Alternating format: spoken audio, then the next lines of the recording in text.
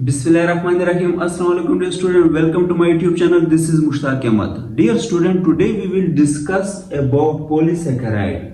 आज हम पॉलीसैकेराइड के बारे में डिटेल के साथ डिस्कशन करेंगे, तो आपने लास्ट तक हमारे साथ रहना है। आपकी जितनी भी कंफ्यूजन होगी वो आज क्लियर हो जाएगी।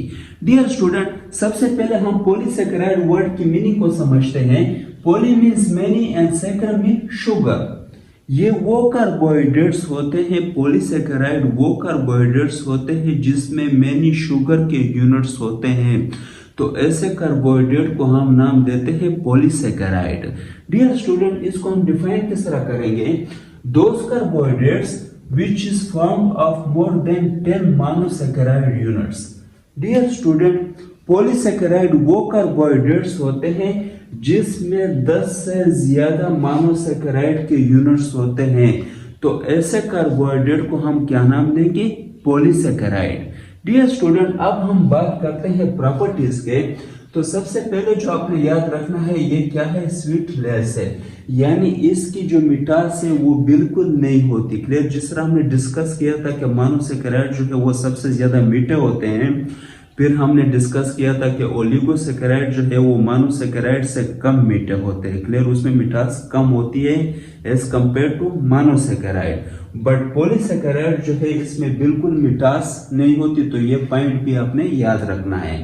नेक्स्ट क्या है? Insoluble in water. ये वाटर में इनसॉल्युबल होते हैं, वाटर में ये डिजॉल्व नहीं होते, तो ये पॉइंट भी आपने मस्ट एमसीक्यूज के लिए याद रखना है कि जो पॉलीसैकेराइड है ये वाटर में इनसॉल्युबल होते हैं। Next, yield into many monomers on hydrolysis. Dear student, जब हम इसकी हाइड्रोलाइसिस करते हैं यानी इसकी ब्रेकडाउन करते हैं, तो ये बहुत सारे मोनोमर यूनिट्स में क्या हो जाता है? कन्वर्ट हो जाता है। वो क्यों हो जाता है? क्योंकि हमने पहले डिस्कस किया था कि ये 10 से ज्यादा मोनोसैकेराइड इसमें प्रेजेंट होते हैं, तो इसमें बहुत सारे यूनिट्स होते हैं। जब हम इसको तोड़ते हैं तो ये हमें बहुत सारे शुगर के यूनिट्स देते हैं। तो डियर स्टूडेंट, नेक्स्ट क्या है? In plants they are stored in as a starch.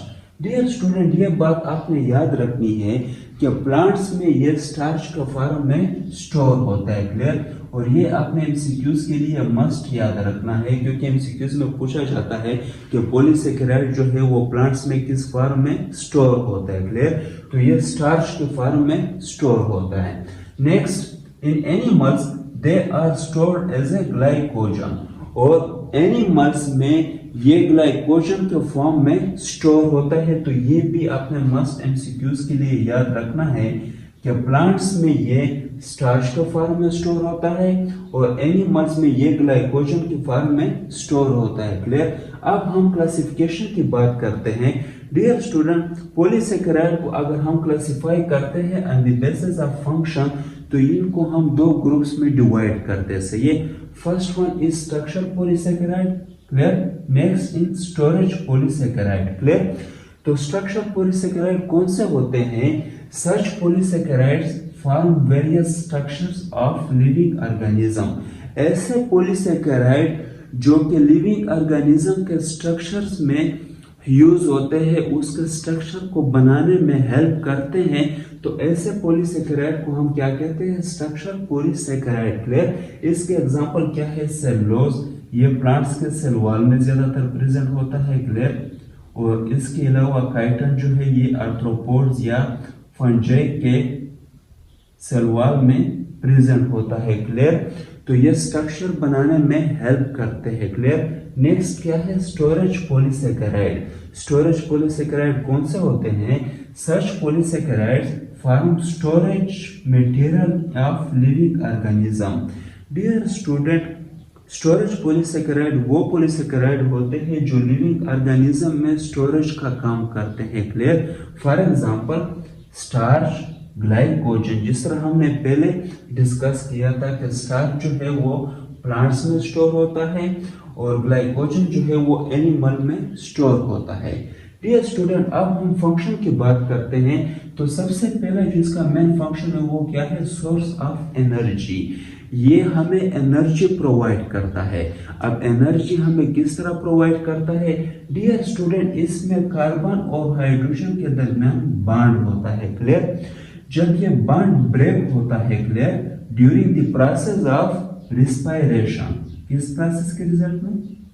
Respiration process के रिजल्ट में जब कार्बन और हाइड्रोजन के दरमियान बॉन्ड की ब्रेकडाउन होती है तो वहां से एनर्जी रिलीज होती है। क्लियर? और इस एनर्जी को यूज करके हम अपने लाइफ के जितने भी एक्टिविटीज है, डेली एक्टिविटीज है, उसमें इसको खर्च करते हैं। क्लियर?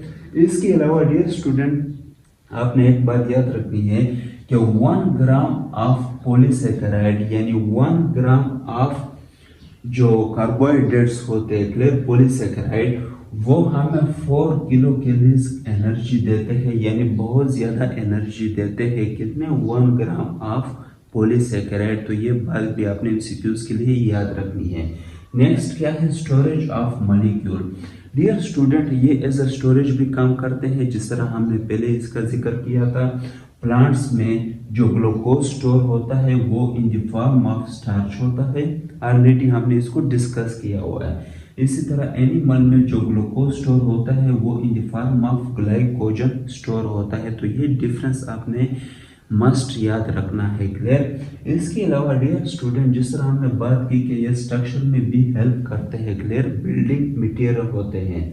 फॉर एग्जांपल 50% प्लांट्स के सेल वॉल में ये स्ट्रक्चर में हेल्प करते हैं, और इसी तरह 90% जो कॉटन का जो प्लांट होता है, क्लियर, उसके सेल वॉल में ये यूज होता है। और ये क्या है? सेलुलोज। सेलुलोज जो है वो पॉलीसेकेराइड है जो प्लांट्स के सेल वॉल में 50% और 90% कॉटन के सेल वॉल में यूज होता है। क्लियर? इसके अलावा एक्सोस्केलेटन ऑफ आर्थ्रोपोड्स यानी कि जितने भी इंसेक्ट्स होते हैं, तो इसके एक्सोस्केलेटन में एंड फंजाई सेल वॉल में कौन सा पॉलीसेकेराइड यूज होता है? Chitin. Clear?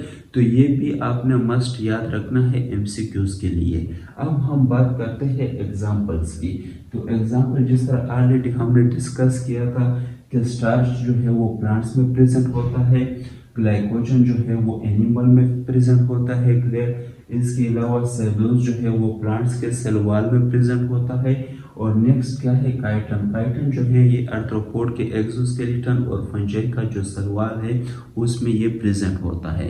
No dear student, मुझे उम्मीद है कि आप सबको समझ आ गया होगा, और अगर किसी को कोई कंफ्यूजन हो तो वो कमेंट में मुझसे पूछ सकते हैं। Thank you very much.